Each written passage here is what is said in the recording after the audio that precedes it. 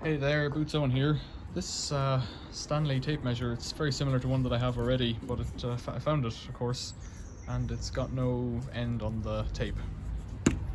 This one I've had for quite a while, and I dropped it off a ladder today, and it was already damaged and quite loose, and I could probably just tape it up because it's still fine, but all of the plastic is cracked and damaged. I could just wrap it in tape and it would be okay, or a bit of metal strapping or something, but I want to see if I can put this tape in here. They're both 8 meters, so, and they're both Stanley, so hopefully they'll be the same. I have every confidence that well, this one's going to spring out, so I just want to see. I have nothing to lose on this one because I found it, it's not mine. If I throw it out again, recycle it with metal because it's mostly full of metal, that would be okay, but I don't know. So we'll get the screws out, and there it comes apart okay. And this, oh, there's a little carousel or caddy. It's wet. There's a spring that goes through the center there.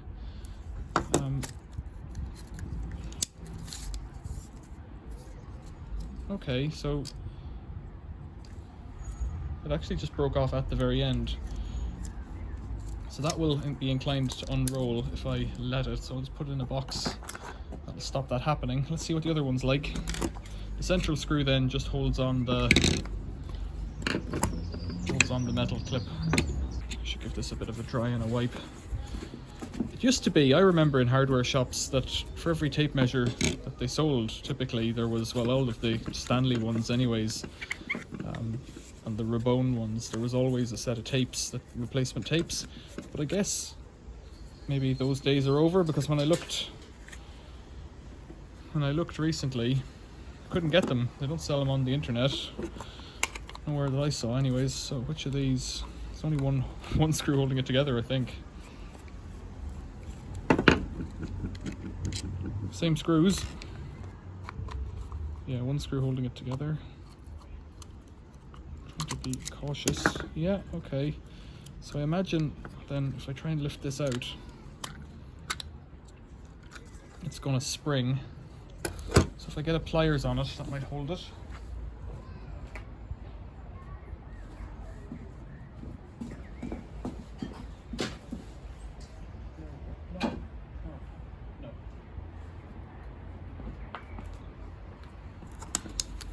If I can get a needle nose pliers into it, that might do it.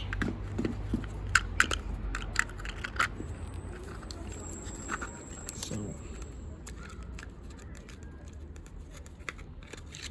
there we go, it's come out. You can see there, it's the shape of the thing on the end. If I line that up, push it in, twist this back,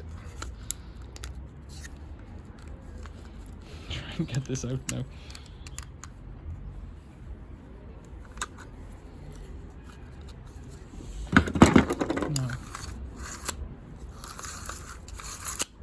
Looks alright, not too fast, which suits me. Really, it might just have been that easy. I'm guessing it's possible to rotate the thing in the center to tension them up like on a chainsaw or a lawnmower, but I'm not very good at that. So if it works just enough for me, that'll be alright, as long as it doesn't hang out the end for the last couple of turns. Then we're home and dry. I want to see this to be a big success, really, because I've had that yellow one for quite some time, like 10 years or so, second hand. Oh, that's excellent. Let's just have a look at this. This probably has a part number. This one says 1989, so that's going back a bit. This one is, yeah, different writing. 339, okay, so it's the same thing then. You can see that there.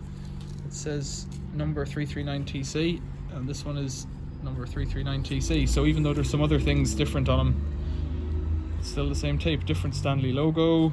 It has a number 2, if I can show you.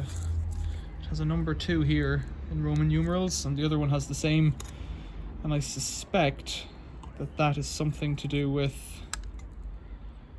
the classification of the quality of the tape for measuring. You know, standard that it says 20 degrees here, and the other one, I don't see 20 degrees on the other one, so there. But anyways, that's, as far as I'm concerned, quite a success today. Quite pleased with that. Let's drop the other one into here, because it can hide out of the way in there. That'll keep it safe in the recycling.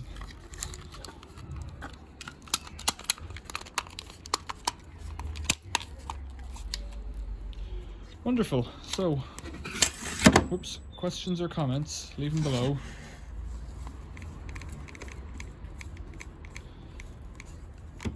Any observations on what I did?